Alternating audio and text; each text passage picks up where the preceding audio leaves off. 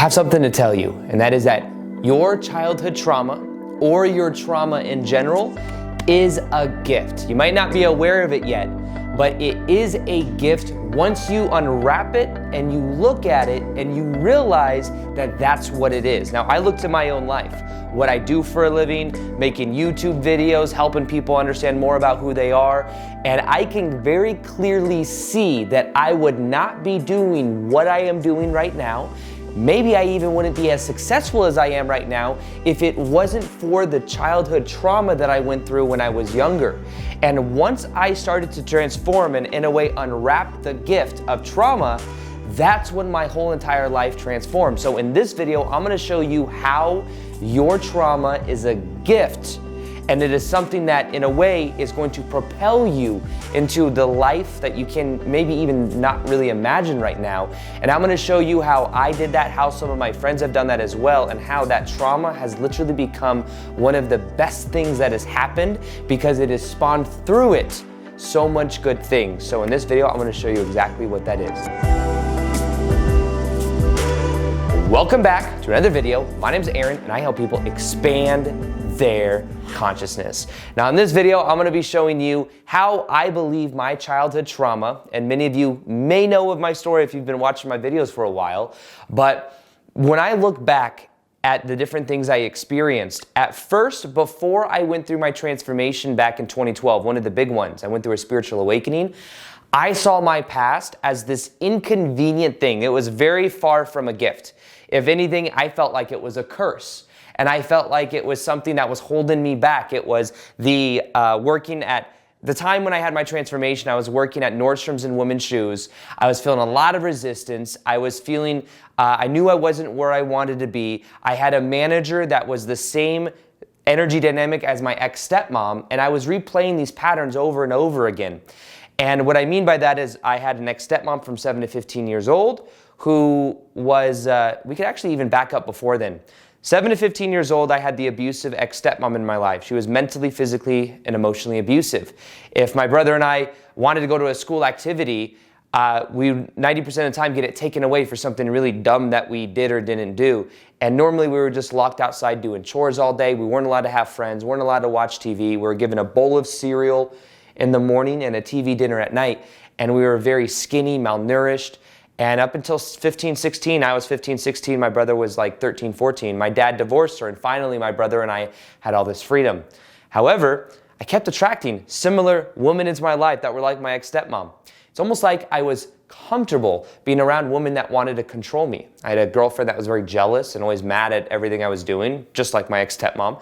And then after that, I had a manager at Nordstrom's in women's shoes that was the same personality structure as my ex-stepmom. It wasn't until I healed and I started to unpack that trauma that then that manager got fired. We tried getting her fired for years, but we couldn't because she was protected by upper management. But even if you bring this even further back, I had this realization recently when doing something called plant medicine where it kind of helps, sometimes it can for some people help unpack trauma. And I became aware that even before my ex-stepmom, when I was 2 or 3 years old, when my brother was born, I was before that the only child.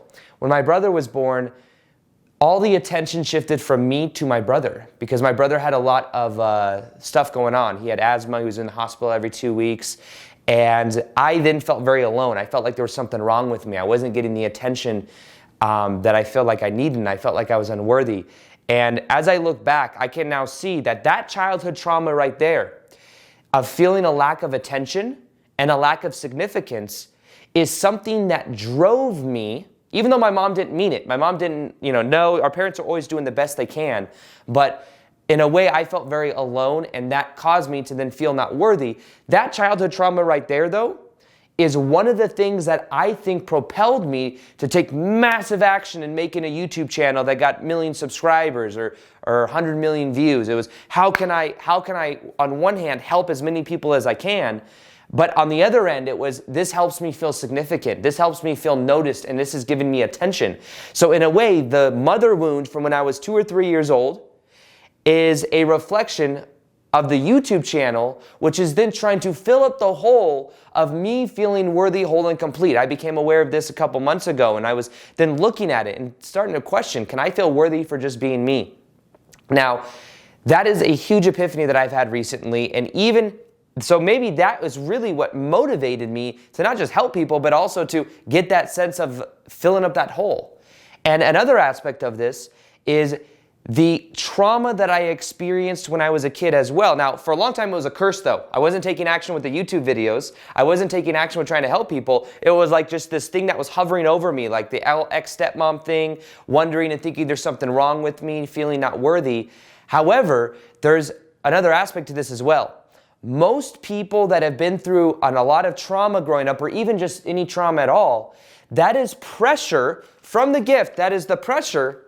And as we start to become aware of it, it causes a spiritual awakening. So most souls that are advanced souls, and we don't have to think of this as some significant, I'm more advanced than someone else because I've had more trauma, but in a way, a lot of us that came here to wake up, we came here, decided to go through the trauma earlier on in life because it created pressure for us to wake up later or earlier than other people. So congratulations if you've been through trauma, because normally and most likely that has caused you to then have this pressure inside of you to then go through a process of spiritual awakening. And if you follow my channel, you've probably either gone through one, about to go through one, or are going through one.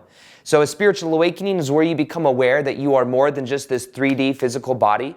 You are an eternal spiritual being having a temporary life experience, a human experience.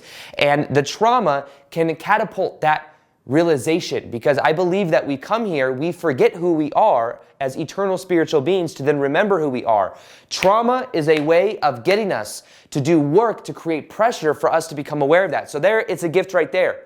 Now, another aspect of this though, I was talking to my buddy Victor about this. Many of you know Victor Odo. He's my best friend. He also had a crazy childhood trauma experience.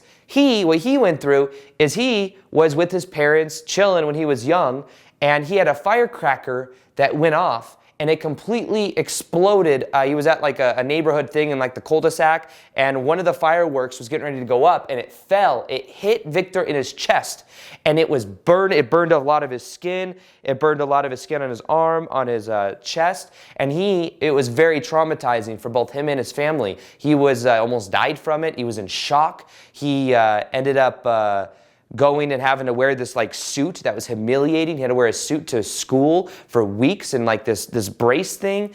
And it was a very traumatic experience. However, talking to Victor about this, we both can look at these traumas and see how they catapulted us in our own ways towards growth. He became a personal trainer. Maybe he wanted to get his body show in check because maybe part of him felt like this was something that was holding him back. So maybe he tried compensating that way. We were kind of talking about that, and he became very serious about the body, and he got very big, got muscular, and then he became a personal trainer. And even now, he teaches people, how to navigate through their spiritual awakening process. But what he does is, a lot of it is around the body. He helps a lot of empathic people that maybe are healing through their body. And, and he's working through his trauma now more than ever. Very proud of him. But we can both see how this has caused a certain level of pressure to maybe wake up and to go through a spiritual awakening, but also to help other people. So many people that have been through trauma become people that also add value to other people. Now, if you look to a lot of successful people on the planet as well, many, many, many successful people have been through childhood trauma, and that has catapulted them to then do something about it, to then change. Now, here's the challenge though. Sometimes we stay in the childhood trauma. I could keep trying to fill the cup of feeling insignificant and getting more and more subs, but guess what? Eventually that would feel empty, or eventually that would be something that I'd have to process. So one of the ways we process our trauma, one of the ways that we unwrap the gift of trauma, is we become aware of it and we start to see it literally as something that we can start to give new meaning to. Back in the past, I was a curse of this whole thing of my childhood, but then I started to see, this led me to a spiritual awakening. And that became a gift in a way, and I was able to forgive my ex-stepmom. I was able to forgive my parents for not knowing, or for my interpretation of different things. But as I gave it a new meaning, it transformed the effects that I had out of it. But the key to this is giving it a new meaning. How do you relate to your trauma? Is it this horrible thing that happened to you and screw this person? Because if so, it's negatively charged. That negative charge is causing you to attract people into your life to keep replaying the same trauma.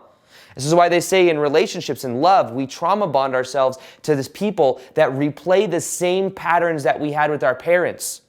So sometimes people will, maybe they had somebody that one of their parents cheated on the other.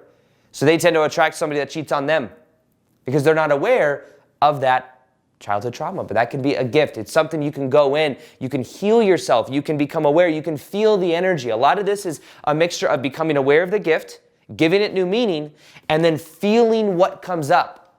You know, the way that animals work is when animals are in the wild, let's say a gazelle is being chased by a lion, what happens is before the gazelle, after it gets away from the lion, before the gazelle goes back into the herd, it will shake and do this crazy routine because it's shaking out the trauma. It's feeling it and it's allowing it to flow through. And what happens is then it goes back into the herd and then it doesn't bring that trauma with it, doesn't carry it around. Whereas humans, what we do, we go through trauma and we carry it in our body. We keep identifying with it. We don't actually feel it. And that's why the feeling is the healing.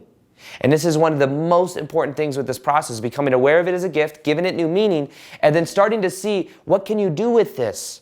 How can you let it motivate you in a different way? It doesn't mean you need to use it in a way like, oh, I'm not worthy for my childhood trauma. Maybe I should create a YouTube channel and get a lot of attention. But you can then start to see, I look back and I can see how these things actually served me. And now I can come at it from the frame that I'm worthy for just being me. Now I don't care what people think. Now I can make videos on whatever I want to talk about. And it's an interesting way of relating to it, but there's a new sense of freedom in there. But feel it to heal it. I have a meditation that is on feeling 100% worthy, whole, and complete, on the completing the past. When you feel it, you heal it. Listen to this meditation for 21 days and watch how it begins to transform your life. I also have an inner child meditation for healing your inner child. If you go to aarondoughty.com/child, C-H-I-L-D, it is a meditation where you energetically go to Kauai, Hawaii, and heal your inner child. It's very powerful. It's like a live activation, or it was a live activation, but you do that. Do that for 21 days, watch what happens there. So aarondoughty.com/child, or listen to this meditation below for 21 days. That's on YouTube. And other than that, I hope you guys enjoyed this video. Like this video if you like videos like this that are just more raw, if you feel like you became aware and can start to see how your trauma is a gift. And comment below, how can you maybe see your trauma as a gift? How can you give it a new meaning? Comment below, let's all share, let's declare it. And other than that, I'll talk to you guys in the next video. Peace, much love, and namaste.